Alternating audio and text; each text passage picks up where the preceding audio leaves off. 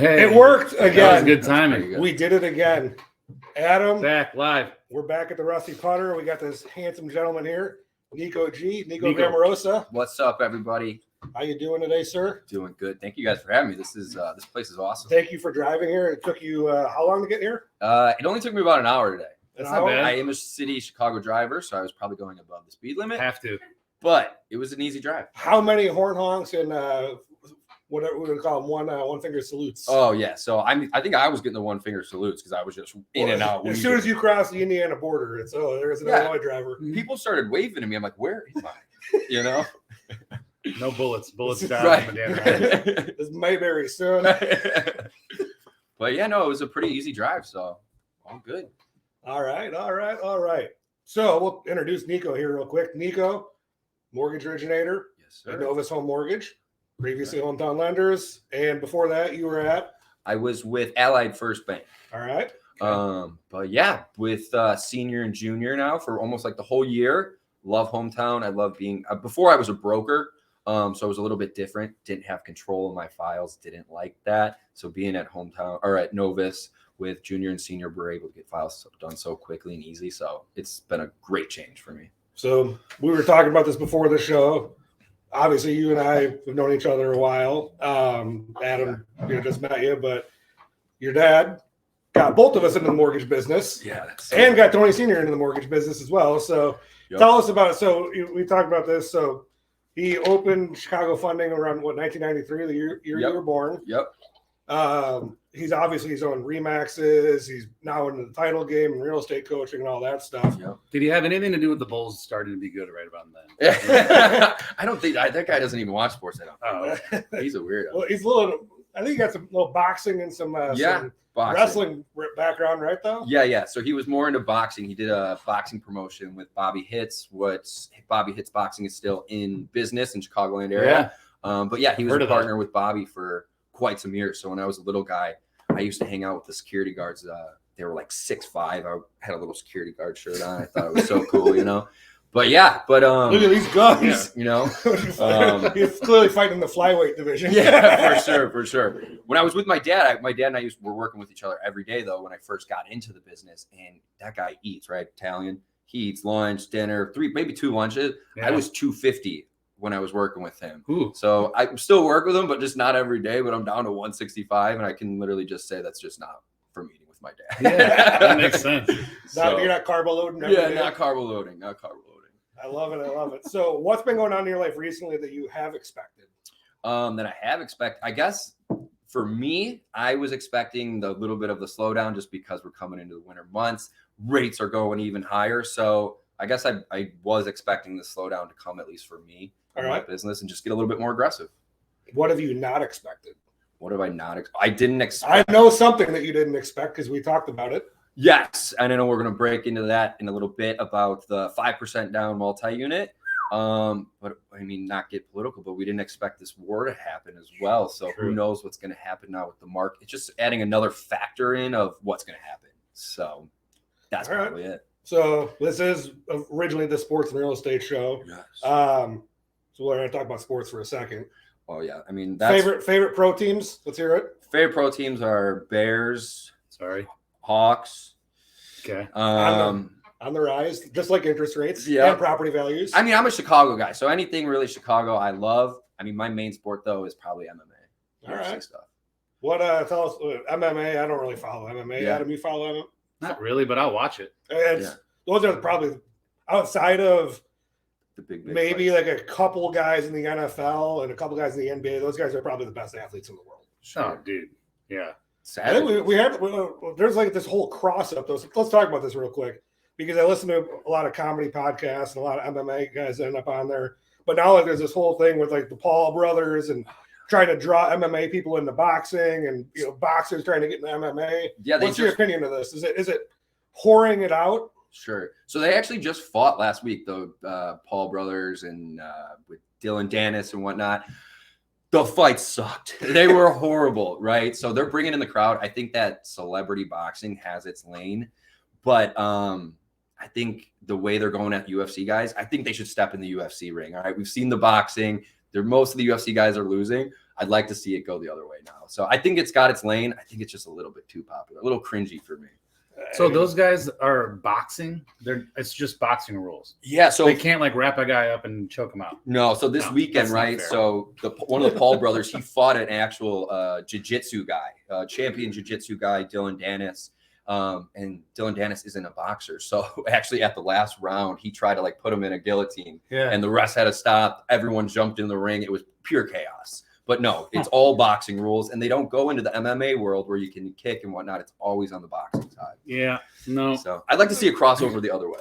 I agree. I think boxing is it's unfortunately grown a little stale. I think you had a lot of corruption in the 90s, early 2000s. Mm-hmm. You have a fight promoter bagging most of the cash. And then all of a sudden, like MMA just has this huge groundswell grassroots growth. And I think it's an interesting sport to watch. There's no chance a boxer walks into the MMA world and even has a chance. Right. No, He's going to get like fight. his leg sweep and then he's going to bend his arm the wrong way and he's over. Well, so coming up I think in January, Tyson Fury, he's the #1 boxer champion in the world right now, the Gypsy King. He's fighting Francis Ngannou, who's the #1 heavyweight UFC guy, no longer with the UFC, but he's actually leaving UFC to go to a boxing tournament. Reason why is he's probably going to make more money in this boxing event than he ever has in a UFC event. That makes sense. They follow the money. Gotta get that bag, baby. Yeah. Gotta get that bag of cash. Yeah. For All sure. So Nico, Yeah. you're from originally western suburbs, northwest suburbs? Northwest suburbs, yes, sir. All right. Franklin. Who do you think's made the most influence in your life? Probably my father. Yeah. I mean, Why, because you're in mortgages? yeah. So he had me around the office when I was growing up. Since I was a little kid, you probably remember me running around punching people and whatnot.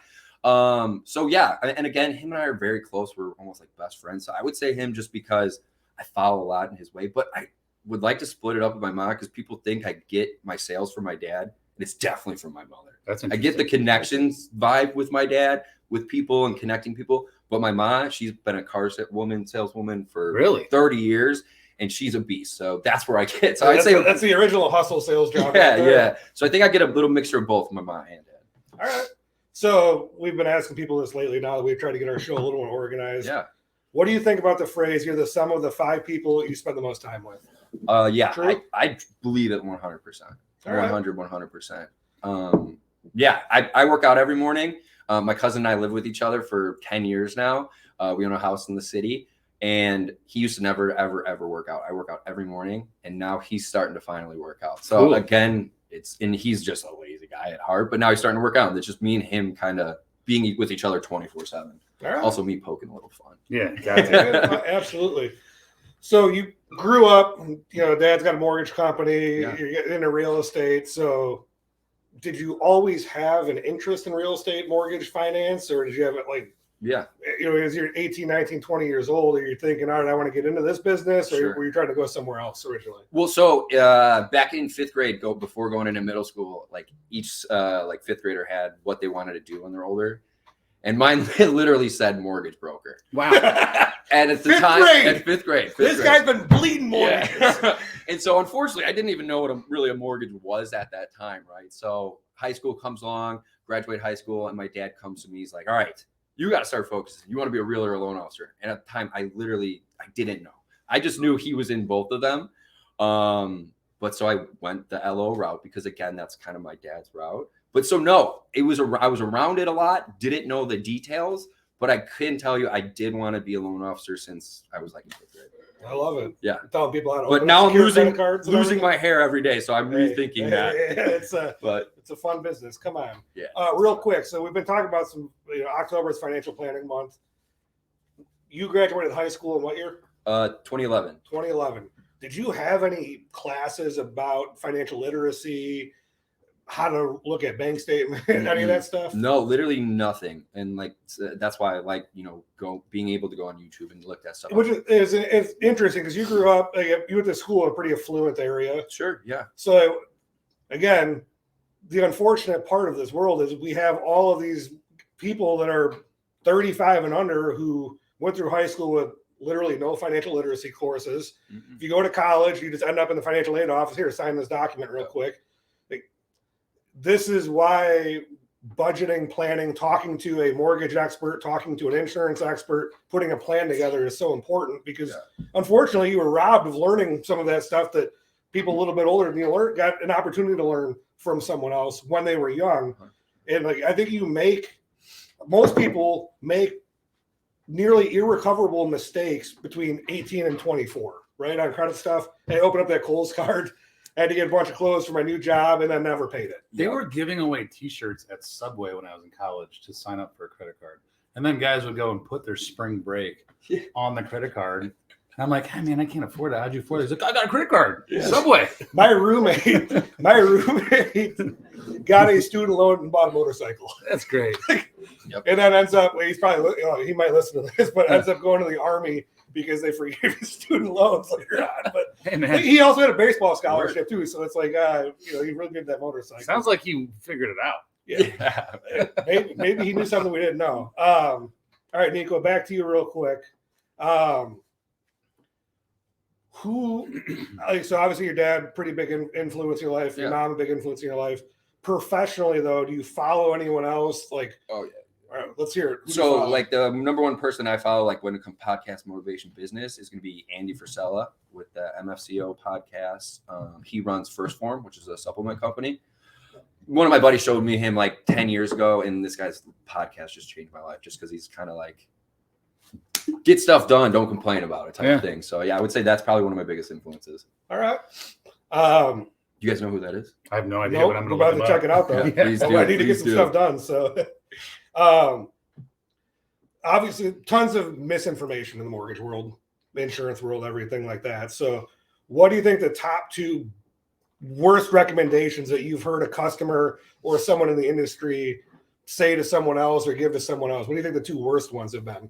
About when it comes to purchasing? Yeah, anything, purchasing, credit, any of it. Yeah, I still literally hear about the 20% down. Obviously, the most common thing, they need the big down payment. PMI, private mortgage, it's a swear word in church. Right, exactly. It's actually an excellent financial tool, right? 100%. And then I also get some pushback on when I help people get with like a conventional loan, 3% down, or even FHA, 3.5% down. Sometimes we'll get pushback maybe from their family members, like, oh, that's scary. You're not putting enough down, because they're reminiscing of back 2006 days and just worrying it. So I would say putting not enough down and putting too much down are going to be two of the main things. And then when it comes to credit, is just paying the stuff on time. But I hear a lot of people, use the card and pay it off right away.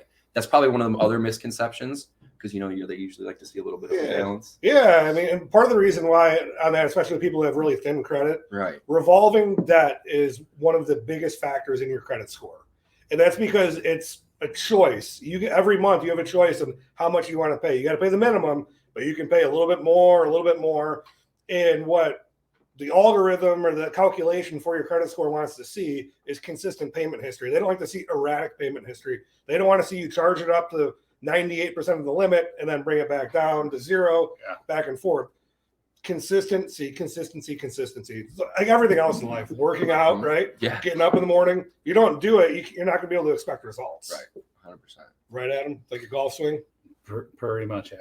Your score is probably got a little bit better when you actually started practicing putting a little bit before the round. Playing. Not just reading about finances. But you did say something that resonated. It's like you're fighting misconceptions of family members that have learned things the wrong way, and maybe not the wrong way, but it's a different time now, right? Like, so that happens in every industry, and especially in our industry. I feel like our industry is changing. Like next month, we have new guidelines. We're changing so often that you kind of have to stay on top. Oh, it changes like the wind. The wind changes directions lately.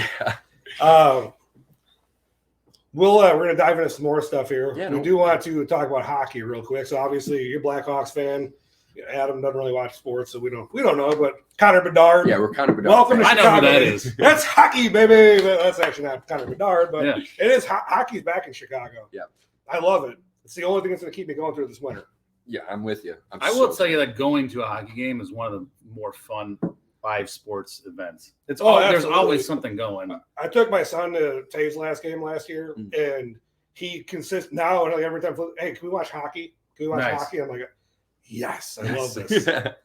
Although if your kid gets into hockey, that's like, that's going to be inexpensive. Yeah. Well, you do have to budget for that when they're 3. And then you're always going to have a room in your house that smells because all the beds.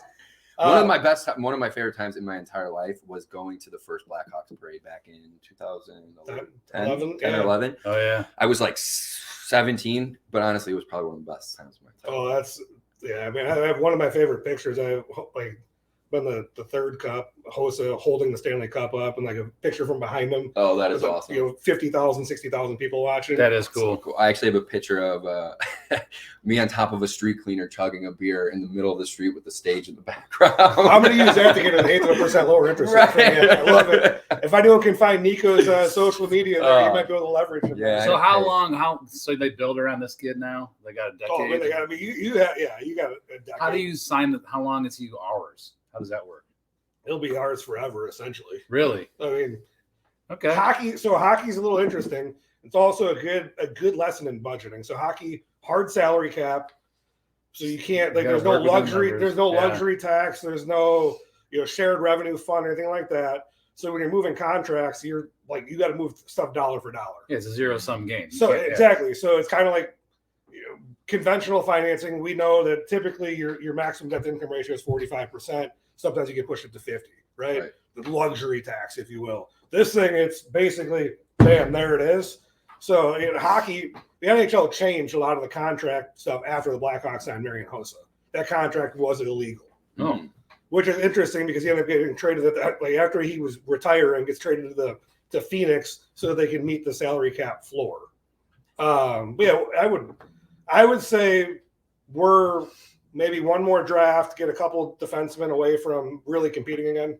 Okay. But anyway, so get your season tickets now. Exactly. They're calling left and right. Hey, come back. You guys lower the price yet? Nope. All right. It's cost you $50 to park, $48 for a couple beers. I think after they signed him, season ticket sellings skyrocketed. Oh, definitely. 100%. Everyone wants to get back into that. I mean, they had the longest sellout streak at the United Center in NHL history. So you can feel the vibe in the city, though, that hockey's kind of back too. Well, there's nothing else good to watch. The NBA, I don't know. Are the Bulls going to do anything this year? I wouldn't be the one to answer that. Yeah, me either. I don't. I'll let you know if they start doing good. Michael Jordan coming back. Yeah, right. Who knows? That's not a sport where you could just get good. Like baseball, you can catch a streak and have a team. Like you got to have a star. Like you got to have 2 stars at least. You got to have a supermax contract, another one. You don't want to be in the situation of the Memphis Grizzlies where you have John Morant, who loves to flash his guns, go to shotgun willies, go to strip clubs, throwing money around. You don't want to bring in the dirtiest guy who spent some time in Memphis, D Rose, to be his mentor. Yeah. So we have a guy who had someone take his SAT and ACT for him, didn't go to class at Memphis, getting all kinds of money on the side. His brother's no number of Chicago disciples. Hey, all of a sudden, you're going to be the mentor here. Show this kid the way. Yeah, what's the thought process? Well, I think it really is. He's driving a 57. We'll show you how to expand your empire. I don't know. We're moving into football. Eagles fall to the Jets. Niners fall to the Browns. The Dolphins, undefeated team, they're popping their champagne bottles again. No more. I got in a confidence pool this year. Football is so unpredictable. You just can't even the Vegas lines. I'm trying to pick on any given Sunday. It's just you don't even know. Yeah, there's so much parity. I have no idea. Are you guys fantasy guys? I was. No, I can't play. That would kill me. Yeah. I draft kickers in the first round. I pick defense. Man, I am a fantasy guy. So football. You're so. How many teams are you on? So I only have 2 fantasies right now, but the one is a family one where it doesn't matter. The other one's my close friend group. We got money going. We play every year together. Who's so what's the loser have to do in that one? Anything good? No, it's usually just you gotta make them drink a lot of alcohol, stuff like that. But nothing crazy. But yeah, it's fun because a couple of our boys are around the country, so that we kind of get back together for these couple months. For the draft, you can do a live draft. Yeah, we usually do a live draft, or we'll actually go somewhere for it. Nice. So yeah, it's fun, man. But I have my team this year is not. I'm like 2-2 or 2-3 right now. You're better than the Bears. I have Justin Fields. He just got hurt. Yeah, he's about to be out. Nice pick. Anthony Richards, he got hurt last week, so my QB situation is not good. Right so yeah, basically, don't draft a QB for a Midwestern team, the Colts and the Bears, right? Yeah. What a QB though. Let's talk about Zach Wilson real quick. So all of a sudden, Donna Kelsey is at a Zach Wilson, at a Jets game, and now Zach Wilson just trouncing Mahomes. He's outplaying Mahomes. He's outplaying every other quarterback in the league right now. Donna Kelsey must just have that touch. Yeah, I don't know where. If that or, that's Zach Wilson's MILF. I don't know. Guess we'll find out. Fields going to be out this week. Bears versus Raiders. Bears just atrocious. Clueless. Yeah, we don't want to talk about them. Baseball, though. Postseason. We're in the championship or division or whatever. I'm trying to say it. Yeah. AL Championship Series, NL Championship Series right now, right? The Rangers rolling the Astros here, but I do love Texas division. All Texas, baby. And then you got Scherzer versus Verlander. No one likes the Astros, right? Like they're everyone. Cheaters. Yeah, sir, where's the garbage can at? Hey, here comes fastball, baby. Knock it out of the park. So I think Rangers probably take that series, but the Phillies, though, this is what we want to talk about. You got Schwarber, you got Castellanos, you got two ex-Cubs, and then you got Bryce Harper, whose dog is named Wrigley, in a famous tease that he's coming to the Cubs at one point. Remember that. The Phillies were 25-32 on June 2nd. All right? 25-32. They have destroyed every team in the playoffs so far.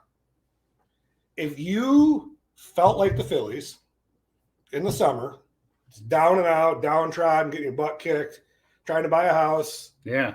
Getting told, no, I got a highest and best, no closing cost credit, waive your inspection, all that stuff. There's still hope for you. We're seeing inventory come to the market at a little bit faster of a pace. We're starting to see some price cuts. I want to be very clear about that too, though. Price cuts does not mean that the market's tanking or falling apart. There are just homes that are overpriced in the market, and people are actually now trying to come to terms with the fact of imbalance. It's still probably a strong seller's market. We're anticipating home values to increase between 2.5% to 4.5% next year. I did see a stat this morning that said that home price appreciation in the United States over the last 30 years, 237%. Pretty good. Yeah, I mean, that's like... I like it. It's a pretty decent number, right? Yeah. Anyone else would probably take a 237% increase on something they live in. You just never know when something's going to fall your way, right? In the case of the Phillies, this is going to be an interesting story. So Schwarber decides he's going to bring back the I'm Dancing on My Own song. Phillies said they were going to retire it last year because they didn't win the World Series, so it was a reminder of some bad stuff. June 2nd comes around. They're rock bottom. They flip on an absolute, what do you guys kids call these things now? Not a jam, a banger. A banger. So flips on a banger. Clubhouse rallies around it. Here we are. We're here. Baseball in October, baby. You just never know if something's going to fall your way, such as Fannie Mae adjusting their down payment for 2, 3, and 4 unit properties, right, Nico? 100%. Yeah. So they're adjusting it. Back in the day, let's say if you wanted a 4 unit with a conventional loan, you would need 25% down. Now you only need 5% down. So it's going to open up a bunch of opportunities for people trying to get into the real estate market, trying to become future investors. It's a great opportunity to kind of get yourself in that doorway. Again, it's going to come with some caveats, especially this year while rates are super high, I would say, right? Yeah, I mean, but I think one of the biggest pieces of that puzzle, though, so 2, 3, or 4 unit, right? So you buy into 2 unit, right? So you got someone either upstairs or right next to you. Your mortgage payment will say $2,300 a month. You charge them rent $1,500-$1,600. It makes affordability a lot easier, right? Yes. We're able, there's going to be some caveats on what we can use to qualify you. But if you're already living in an apartment, attached housing isn't really that bad of a thing, right? No, it's not like all you got is either 1 neighbor, 2 neighbors, or 3 neighbors versus 35 or 40 neighbors, right? And you own it. It's yours. Yeah. It's an appreciating asset. Yep. We've talked about house hacking, right? This lets you get into the game, helps qualification. And especially like major metropolitan area like we're in, right? Yeah. There's tons of 2, 3, and 4 units, right? Oh, there's so many, yeah. And the house hacking has become so popular that like it's almost that's what people are looking for now. Just kind of like you said, you can with getting those rents from those other units, it offsets your payment and your bills, right? And especially now with rates being where they're at, it's kind of a way to supplement that. Taxes. We talked about with Bill Bloom a couple of weeks ago. We talked about using real estate to help reduce your tax bill. It's something really good to get into. And why is it important here? Because previously your lowest down payment, 3 and 4 unit on conventional was 25% down, or you had to look at FHA 3.5% down, but had these other stipulations with the cash flow factor, right? Yep. So they had a self-sufficiency requirement, which is basically all your market rents times 75% has to be equal to or greater than your mortgage payment. Well, that works in a different environment. When you don't have, in the case of Illinois, you got higher real estate taxes, but you also have prices going up, rates are up, but that 75% number or your 25% vacancy factor number doesn't exist either, because we're hearing about rents increasing too, because there's massive demand for rental. So it's antiquated guideline. Fannie Mae says, hey, we're going to come in, we're going to try to make home ownership more accessible, right? Yeah. I mean, I think it's a great, again, like I said, the only option we had before was FHA, and it came with, snippets and caveats of getting it done. So again, it gives us a bigger opportunity and gives more people a bigger opportunity to get into the real estate investing game. Adam, someone wants to buy a 2, 3, or 4 unit. They need to insure it. Yeah. What are you doing with the insurance on this? The cool part about that is you get to write it as a homeowner, like a homeowner's policy instead of an investment property, because you're actually living in it. So it helps with the premium. I mean, all around, it's a good bet. Helps with the premium, but you still have similar coverages. Dealing with your tenants, if something weird happens. In fact, like if the person writes it correctly, if there's a loss and you can't rent that space out, we'll even keep paying the rent in lieu of them being able to live. Some rent loss coverage. So this is news to me, by the way. I didn't know this was happening, but man, if I was in that position, 22, 23, whatever, starting, this would be a huge opportunity to jump into that, because everyone's always scared. Oh, the rates are up, or the taxes their timing's not right. Listen, you heard Junior say it earlier. If you look at the longer picture, it doesn't matter when you bought your house, you're always going to make money. The problem is waiting and being fearful and getting the bad advice from your uncle and whatever. Any real estate transaction I've ever done, if given 3 years, you look pretty smart. Given 5 years, you're starting to look like a genius. Given 10 years, you're the smartest guy in the room. That's it. So just get in as soon as you can. Wait it out. Yeah, that's it. And the cool thing about the conventional lowering their LTV requirements is before you can only have one FHA loan at a time. So if you did want to start your investment portfolio with extra units, you could start with that FHA, then get into another conventional later on, right? Exactly. I mean, you're signing when you're buying a house, typically owner occupied. You're acknowledging that you intend to live in that house no matter what as your owner occupied house for the next 12 months. Right. And then you can go to the next one. It's scale up. Situation changes. Roll it in. At one point, we'll get one of mine and Adam's mutual customers on here. We can talk about how they grew. They took no real estate, no history of home ownership in either of their families, and now have a $1.5 million real estate portfolio. That's a teacher and someone that works at a bank. You can use the bank's money to get yourself rich. That's the key. I think but we also see like these, the OPM, the other people money thing, the get rich quick books and those don't go to those. All right. They're going to teach you tactics that trap you. First off, they're going to charge you most of the time. Right up front. And so if they're charging you for information that we'll give to you for free, get the hell out of here. 2, they're going to misguide you. 3, they're going to make you subscribe to all of their stuff to get the next big thing. So don't fall into that trap. But Adam, we're talking, as you were mentioning about the insurance and insuring right. The other piece of this puzzle, right? You want to look at cash flow of your property, but you also need to make sure you're insuring against the right things. So just getting a cut rate insurance policy, probably not the best bet on one of the biggest financial investments in your life, right? Yeah. I mean, there's insurance is just like everything else. There's cheap mortgage brokers out there. There's cheap insurance. I've never won by getting something cheap. In fact, I think I said this before, but my grandparents used to say we weren't rich enough to buy cheap shit because it just breaks and you end up paying more. That doesn't matter if it's a toaster or a t-shirt or a car. cheap stuff always ends up costing you more. It's true across everything. At some point, we'll get Tony Perry Sr. on to talk about a deck that he paid real cheap for and it cost us 4 times as much to get it done, right? So, Nico. Don't go cheap. Values what matters. You got a lot of billboards to drive past on the way home. Yeah. If you were making a billboard that the whole world could see and had 3.5 minutes to read it, digest it, what are you putting on that billboard? What are you telling everybody? About myself or just about the world? Make it everything. It's a big billboard. Let's hear it. So for me, I probably... You better have your phone number on there, question. Right? Yeah, I definitely have my phone number. Which name. Is? My phone number is 224-650-0868. Definitely have my contact information in there. Probably my social medias. But I would kind of like break it down becoming a homeowner. My craziest thing is I live in the city. So most people don't even think they can become homeowners just because they have a part-time job, maybe their credit. So I would really break it down on that billboard of, you don't need to have perfect credit. You don't need to have all these savings to get into a home. Just because kind of what we were just talking about, I think real estate is a great way to get into investing and building wealth for yourself.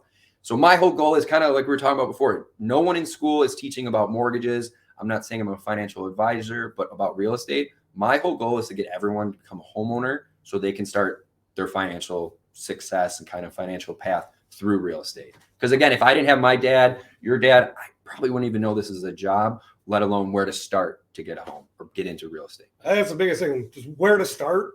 Yeah. You can call any of us, our teams, we'll answer questions for you for free. Mm-hmm. And we'll tell you what it looks like behind the curtain. I think that's the biggest thing. There's a lot of people out there, it's all smoke and mirrors. We'll tell you the truth. We'll give you the behind the curtain thing. Right? And the other thing is too, is like, if you don't think you're ready and you don't think you're wasting our time, give you a quick example. I've been working with a client since January. They weren't ready to buy. We got them set up and we just got a contract last week. So we're not just going to push you guys away if you're not a good client. We'll at least get you on a game path or game plan so you guys can purchase, whether it's 6 months to a year down the line. Again, that's my whole goal, is to help people get into home ownership. I love that. Yeah. I love that. Anything else you want to add? Yeah. Follow me on social media. Where do we get you? My full name, just Nico Grammarosa. Probably going to have to put that last name in the comments or something, right? We'll tag you. Yeah, just tag me in there. I'm on everything, but I post videos at least once a week about the market updates. So anybody has questions, reach out anytime. More than willing to help. Adam, anything? Parting thoughts? I'm just glad we got through a whole entire sports-related podcast without mentioning her name. And we even talked about the NFL. And that just is it's a big accomplishment to me. Don't say it. I know. But it's just took like me a minute. It bothers me that's what's going on in our country right now. So that's my parting thought. Good job, guys. We didn't even mention it. I know, which is amazing given my total fandom. Adam, how do people get in touch with you besides the link on the bottom there? Adam at atomismyagent.com. Give us a call. Give me applywithjr.com. Nico, it's been a pleasure, man. Thank you guys so much. This was fun. As a couple paisans here, I love the fact that we share the same mortgage father. Yes. And it's like a good coaching tree, right? Just keep down.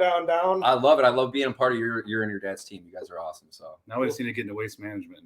Exactly. We would have to call my dad on that one.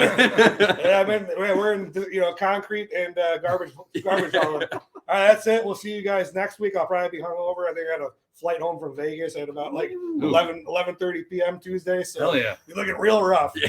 All right, we'll see you guys next week.